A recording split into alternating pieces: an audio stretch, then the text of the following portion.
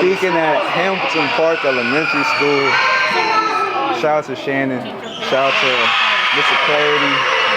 You know, just tell my story. When did you go to Park? 2008, 2012 was my class.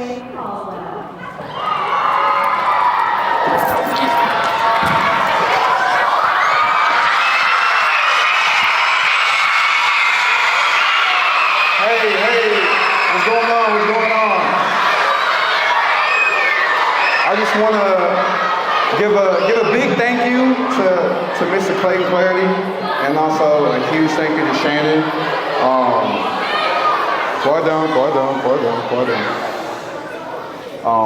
Yeah, so it's crazy. I was in these same seats where y'all were 20 years ago. I'm a little old. I'm old, but not that old. But huge thank you to Mr. Clayton Clarity, and also huge thank you to Shannon. I grew up with Shannon, known her forever, since elementary school. Give her a round of applause.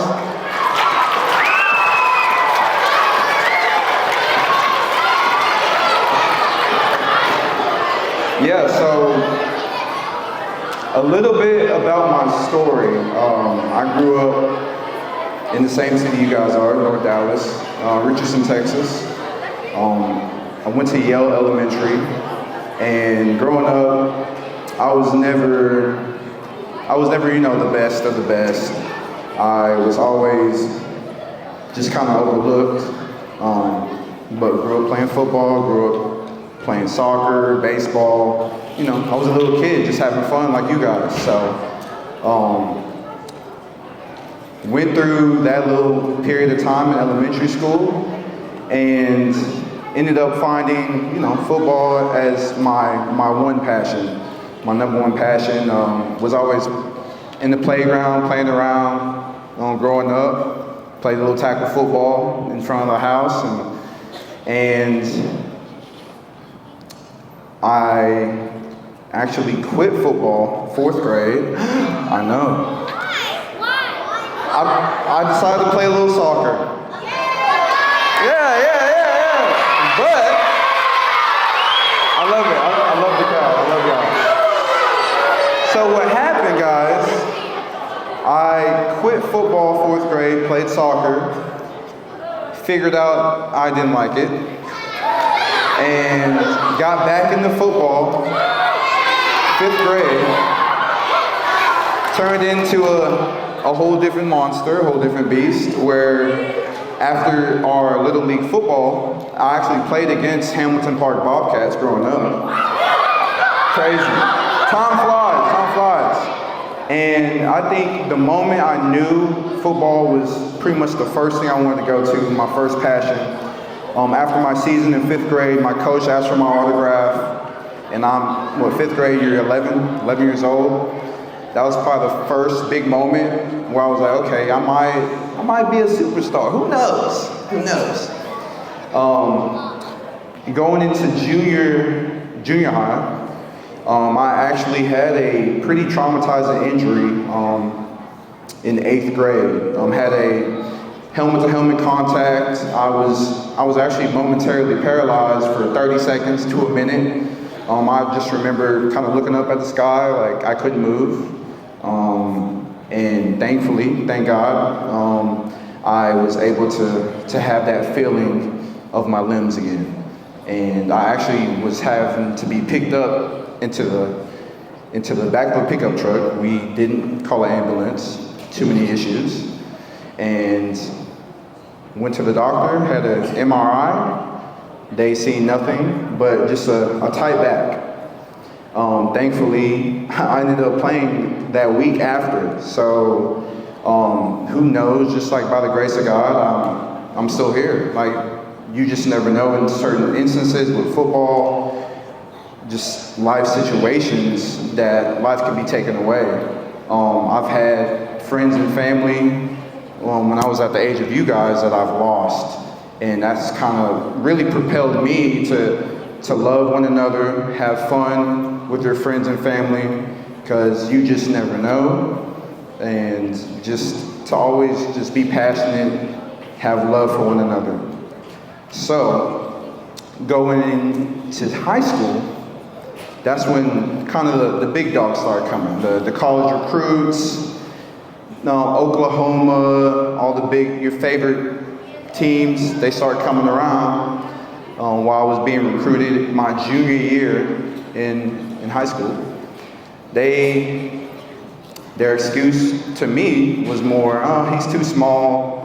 Yeah, he might have some of the attributes, but never let that really bring you down. Because if you have a passion, if you have a goal, even at your age, write it down. I remember I was 12 years old. What do you want to do when you grow up? I want to be in the NFL. I wrote that when I was 11, 12 years old. And I had a friend send me that photo, crazy, just 2 years ago. Like, oh, look what I found. You just never know, guys. So I think there's always going to be distractions. There's always going to be hurdles in life that you're going to come across. And I just always kind of look up and thank God for what he's doing now and thank him for the stuff he's helped me bring and brought through in the past, because I just know it's going to lead me to be more confident into what I have in store in the future. So, high school, I was one of the best athletes, yes, but I was quiet, humble, really just had tunnel vision. I know what I wanted to do, but didn't know what are the steps. So luckily in the summertime, I just wanted to train more and be around a group of people, whether it's my mentor, my trainer, to help me kind of propel, help me increase and be a better athlete.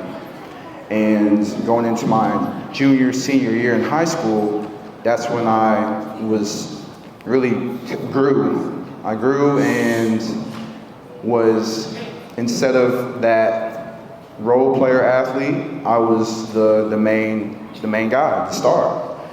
And I think this lesson for the youth is you never know what position you'll be put in, but if you always put in the work ethic, you'll go from being the role player, being the C/B student, and you'll have that opportunity if you learn how to make corrections, learn how to take criticism at a young age. You will have an opportunity that you'll finally be ready for, and it can just prosper you from there. And that's what happened. I was able to have a couple scholarships from smaller schools. Louisiana Monroe, that's where I went to college, go Warhawks. And I really put my foot down, and I made a decision during the spring when I went to the official visit that, okay, this is probably going to be the school where I will play 4 years. That recruiting visit, that whole process never would have happened if I didn't meet a buddy of mine that was already at the school. And that moment where I kind of really committed to go there, didn't really knew all the details of the school. I was like, okay, I'm going here. And now I'm at Louisiana Monroe, the opposite of Dallas. It is country. It is small town out in North Louisiana. They didn't even have Whataburger at the time. I'm like, okay, this is strange, this is different, barely had Canes. And that whole process of me going through football, I just took chances, just took risks at a young age. And that propelled me to a position to just be ahead. And that being said, we had just opportunities to play big schools. I wasn't at a big school. As you can see, I played against LSU. Thankfully, I didn't play Odell Beckham. And just was making everything that was presented to me, I was ready for. Because I had planned, I prepared, and I persevered, had preparation, and I just made the best of my opportunities that was presented in front of me. Because you guys are young, y'all gonna have so many hurdles in life. Time does fly. It's really a crazy situation just being in front of y'all, talking to y'all, because I was in this same position. Not, you're young, not knowing where life takes you. But you have family that supports you, you have family that loves you, that can really help stir you into the right path. So I'm thankful that I'm able to speak with y'all. So going through my college background, I played against Alabama, played against Georgia, LSU, A&M, and I just made all the right plays, just did the right thing. Yes, I made a few mistakes, but I never kind of put down on myself. I knew I had this one goal at this one time, that nothing was really going to stop me unless it was out of my control. 2-3 years later, I was able to have an opportunity to try out for the NFL Pro Day. Never got even an NFL Combine shot, which I was surprised, but that's all I ever wanted, just an opportunity. And I still had 15 hours of school left, so I was really contemplating, hey, school or football. But in my mind, I was like, okay, there's gonna be a point in time I might need this degree. I'm young to me, but to y'all, I'm probably old. Y'all probably like, oh, he's like turning 40, 30. No, not that old. But I decided to also do pro day and finish school. So that's always going to be you guys' number one thing. Do your work, do your homework, do school, finish school. That's going to be one of the most important things. And during that day, during pro day, I couldn't have had a better day, and was able to just get word from scouts that I might possibly be drafted. But even then, that's still out of your control. That's out of my control. So what I was doing, I just made sure I had everything that I could do in my control to put forth in front of others, so they see the effort, they see the work being put in. And funny story, here comes draft day, a month later, I'm watching the TV. I'm still in school. I have 6 to 12 hours left before I graduate. It's the third day. I get a call from the Giants at 7:30 in the morning. Hey Trey, I think if no one gets you at this pick in the 6th round, we're gonna pick you.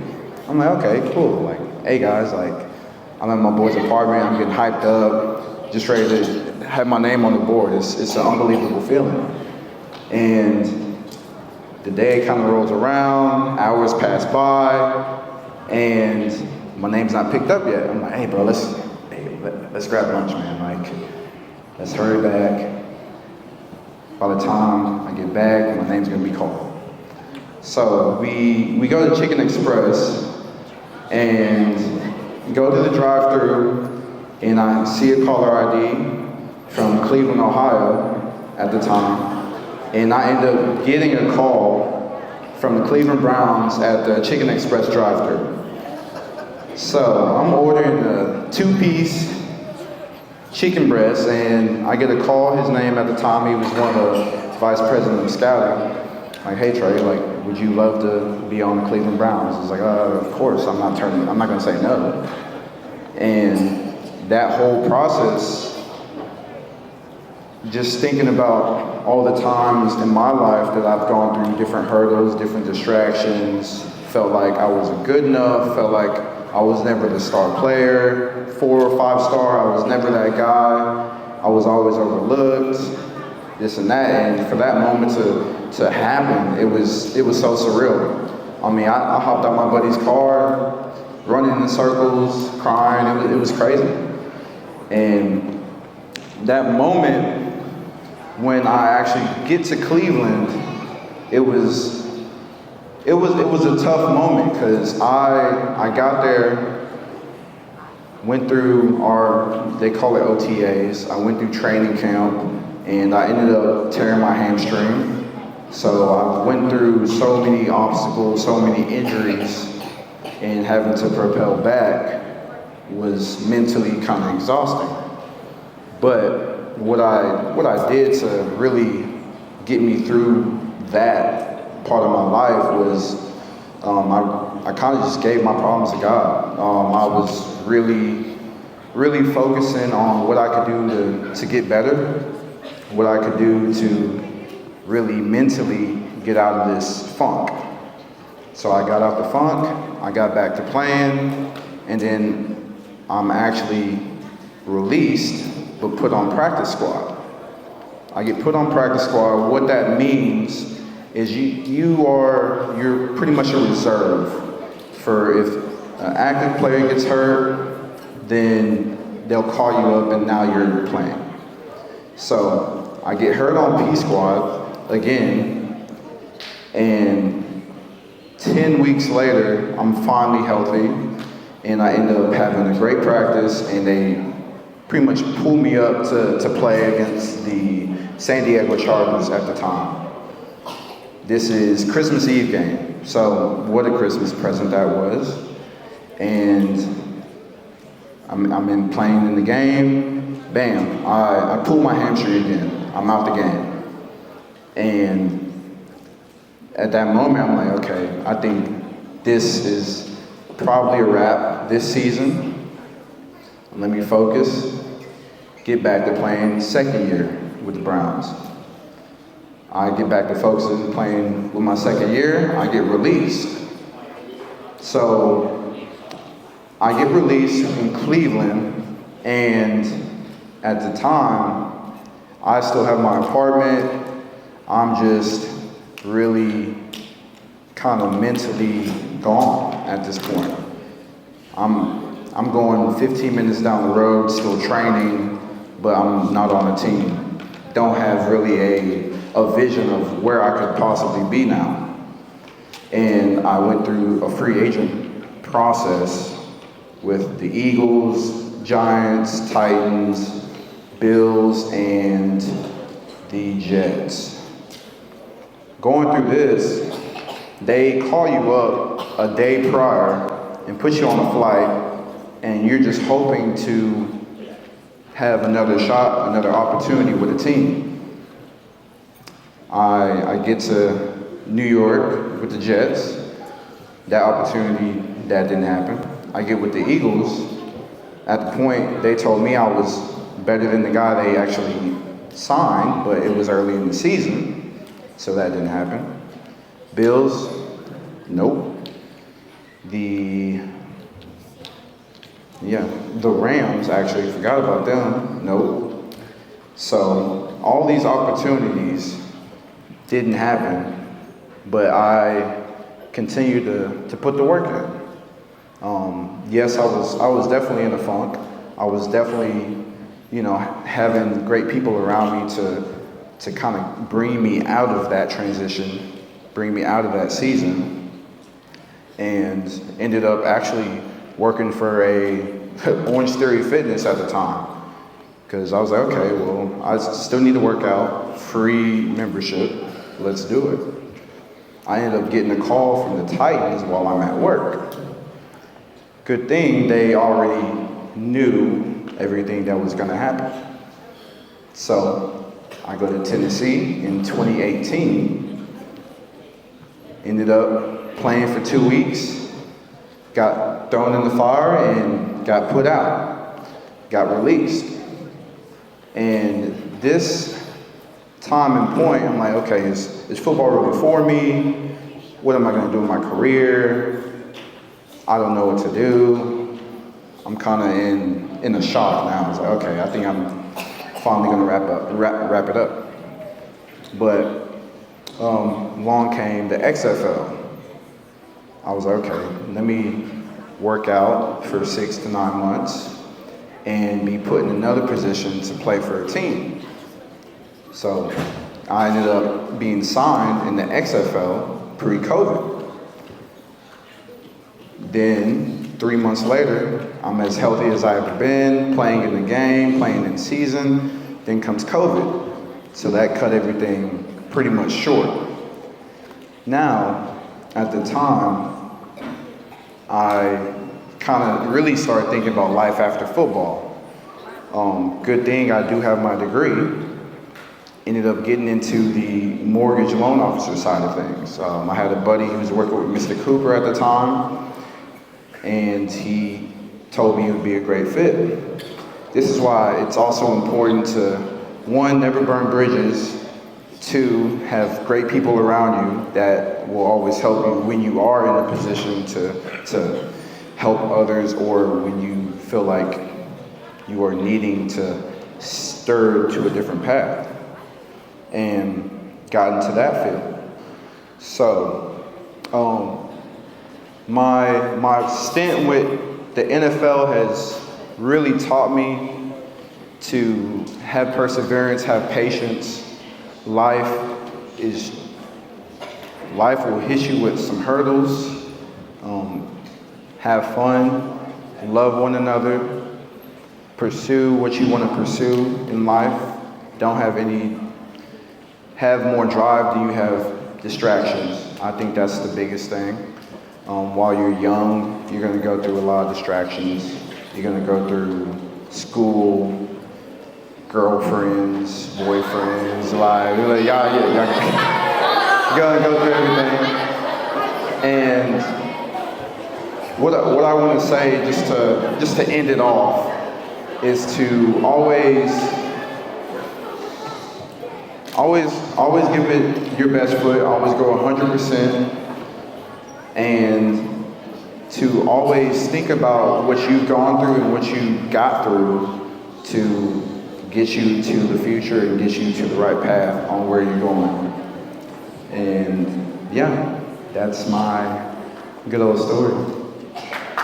All right.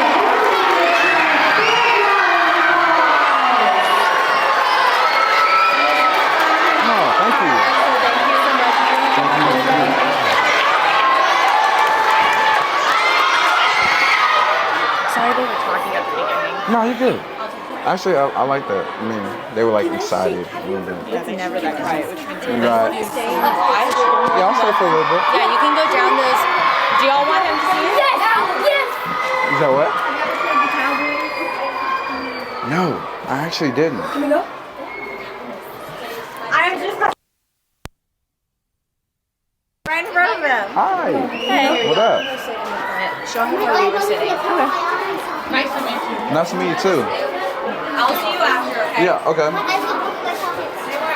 You guys gonna pop in seconds? All right.